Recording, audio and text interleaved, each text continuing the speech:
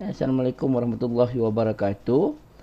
Assalamualaikum semua. Jadi bersama dengan cikgu sekali lagi, dan hari ini kita akan mempelajari satu subtopik baru dalam bab 6 sumber tenaga tingkatan 3, iaitu mengenai tenaga yang boleh diperbaharui dan tenaga yang tidak boleh diperbaharui. Jadi sebelum kita pergi kepada tenaga yang boleh diperbaharui tersebut, mari kita faham dulu apakah yang dimaksudkan dengan sumber tenaga. Jadi sumber tenaga itu adalah sumber yang mana kita memperolehi tenaga yang berguna secara terus ataupun kita melakukan proses perubahan tenaga untuk mendapatkan tenaga tersebut. Jadi dia adalah satu sumber yang membekalkan tenaga. So untuk memudahkan pelajar-pelajar cikgu faham, jadi cikgu tunjukkan satu contoh dekat depan ni, yang mana kita ada satu sumber yang kita panggil sebagai arang batu. Jadi arang batu ni dia membekalkan tenaga. Tapi macam mana dia membekalkan tenaga? Jadi kita kena ambil arang batu tu, kemudian kita kena bakar arang batu tersebut. Jadi bila kita bakar arang batu tersebut, maka arang batu tersebut dia sedang membekalkan tenaga haba yang sangat banyak. Jadi bila kita ambil arang batu yang terbakar tu, kita letak dalam alat yang kita guna, contohnya sebagai kereta api steam, yang mana dalam kereta api steam ni, arang batu tersebut dia akan memanaskan air yang ada dalam kereta api tersebut, maka dia akan menghasilkan wap tersebut akan menggerakkan roda kereta api tersebut. Jadi dia seolah-olah berfungsi macam enjin. Jadi daripada arang batu kita panaskan dan kita dapatkan tenaga yang berguna untuk kita gerakkan kereta api sebagai sebuah alat pengangkutan. Ini adalah contoh sumber tenaga. Jadi arang batu tu adalah sumber tenaga sebab dia yang membekalkan tenaga. Cuma kita kena bakar dia untuk ubah dia ke bentuk yang kita boleh guna. Okey, jadi sumber tenaga ni dia terbagi kepada dua. Satu kita sebut sebagai sumber tenaga yang boleh diperbaharui. Okey, apa yang dimaksudkan dengan sumber tenaga yang boleh diperbaharui? Bermaksud sumber tenaga tu dia tidak akan habis. Jadi selagi orang kata apa, kita hidup bumi ni ada, maka kita boleh gunakan sumber tersebut secara berterusan. Tapi ada satu lagi jenis sumber tenaga yang kita sebut sebagai tenaga yang tidak boleh diperbaharui. Jadi sumber tenaga yang tidak boleh diperbaharui ini merujuk kepada sumber tenaga yang akan habis. Bermaksud bila kita guna dia untuk dapatkan tenaga, maka dia akan habis. Berbeza dengan sumber tenaga yang boleh diperbaharui, selagi kita boleh guna, maka dia akan sentiasa ada. Tapi macam tadi cikgu dah tunjuk contoh arang batu. Arang batu tu bila kita bakar, maka dia akan habis. Jadi arang batu ni adalah contoh sumber tenaga yang tidak boleh diperbaharui. Sekarang ni cikgu nak, sekarang ni individu di depan komputer masing-masing, cikgu nak kamu gunakan pengetahuan sedia ada kamu. Tak kira lah benda yang kamu belajar masa sekolah rendah ke, kamu belajar daripada internet ke, kamu belajar daripada buku teks ke, kamu belajar daripada kawan-kawan ke, mengenai contoh-contoh sumber tenaga yang boleh diperbaharui dan sumber tenaga yang tidak boleh diperbaharui. Dan cikgu nak kamu senaraikan apa yang kamu tahu dalam laman Padlet yang telah cikgu sediakan.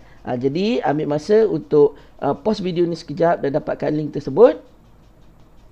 Okey, bila dah dapatkan link tu, cikgu akan tunjuk macam mana kamu kena isi. Jadi ini adalah Padlet yang cikgu sediakan. Kamu cuma kena tekan tambah sahaja. Tambah sahaja dekat bawah tu untuk menyenaraikan sumber tenaga yang boleh diperbaharui, dan dekat sini kamu tekan tambah sahaja untuk menyenaraikan sumber tenaga yang tidak boleh diperbaharui. Ingat kena nyatakan sumber, bermaksud apa yang membekalkan tenaga tersebut. Dan jangan lupa tinggalkan komen nama dan kelas kamu supaya cikgu boleh semak kemudian untuk memberikan markah. Dan sekarang, okey, ambil masa untuk senaraikan. Kemudian kita akan bincang apa yang kamu senaraikan tersebut. Okey, so sekarang ni daripada senarai yang kamu buat tadi, cuba buat perbandingan dengan senarai yang cikgu sediakan. Ada tak yang kamu senaraikan? So kita tengok yang pertama, iaitu contoh-contoh sumber tenaga yang boleh diperbaharui. Bermaksud sumber tenaga yang tidak akan habis. Kita ada yang pertama, iaitu matahari. Matahari ada dekat atas sana. Orang kata apa, bila siang kita nampak dekat atas, sebenarnya dia berada di luar planet kita di angkasa lepas. Jadi matahari ini dia membekalkan tenaga dalam dua bentuk, iaitu tenaga haba dan juga tenaga cahaya. Jadi sumber tenaga matahari ini kita boleh guna sebagai contoh untuk panaskan air, untuk menghasilkan elektrik. Maka selagi matahari itu ada, maka tenaga ini tidak akan habis. Kita ada yang kedua, itu air ataupun hidro. Ini merujuk kepada sumber air yang ada pada permukaan bumi. Selagi bumi ni ada, selagi air ada, maka dia tidak akan habis. Seterusnya kita ada geoterma, iaitu tenaga haba yang kita dapat daripada dalam bumi tersebut. Kenapa kita sebut tak akan habis? Sebab selagi bumi ada, maka tenaga haba itu boleh dibekalkan. Dan kita ada contoh seterusnya adalah angin. Jadi angin ini pun adalah contoh sumber tenaga. Ini tenaga angin tersebut boleh menggerakkan kincir angin. Jadi boleh menghasilkan tenaga elektrik dan sebagainya. Maka selagi bumi ada, selagi itu sumber angin itu ada. Dan kita ada biogesim yang kita dapat daripada hidupan, yang mana kita boleh gunakan sisa-sisa daripada hidupan untuk menghasilkan tenaga haba. Itu adalah sebagai contoh sumber tenaga yang boleh diperbarui. Bermaksud apa? Selagi ada hidupan, maka kita boleh dapatkan sumber tersebut. Dan akhir sekali, contoh yang akhir sekali adalah ombak.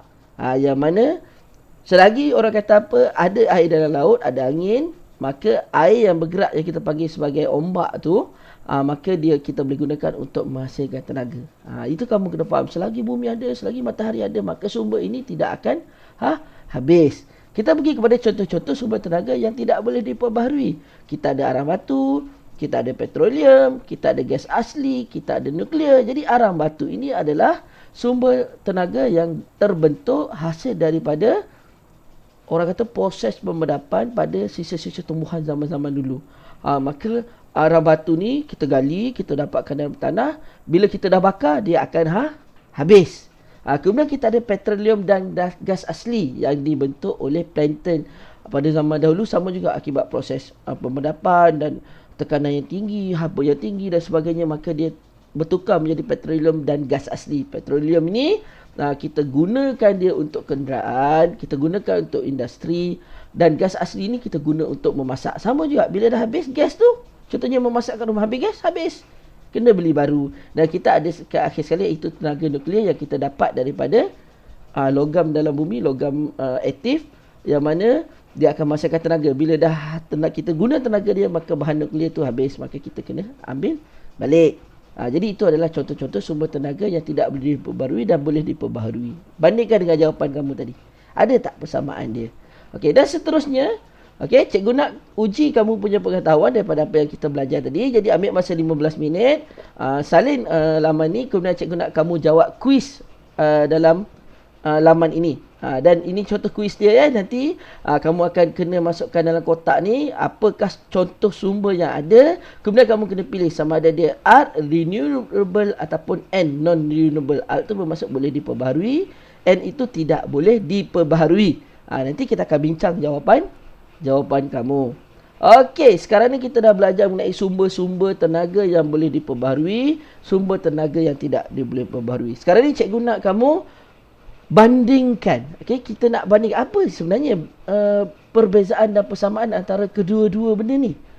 Adakah dia baik, adakah dia buruk? Jadi cikgu nak kamu bentukkan kumpulan, kemudian cikgu nak kamu gunakan mana-mana aplikasi digital yang kamu biasa. Contohnya yang biasa kita guna Google Slide lah. Kemudian dalam tu cikgu nak kamu hasilkan perbandingan antara tenaga yang boleh diperbarui dan tenaga yang tidak boleh diperbarui. Hasilkan dalam bentuk menggunakan peta pemikiran. Jadi benda tu lebih cantik lah. Cikgu bagi contoh peta pemikiran ataupun apa-apa bentuk yang kamu fikirkan sesuai. Dan cikgu nak kamu bentangkan hasil pembentangan kamu dalam bentuk video 5 hingga 10 minit. Dan cikgu nak kamu pergi ke laman web ini. Kemudian cikgu nak kamu kongsikan hasil video kamu. Dan kawan-kawan boleh tinggalkan komen. Jadi ini laman web tu.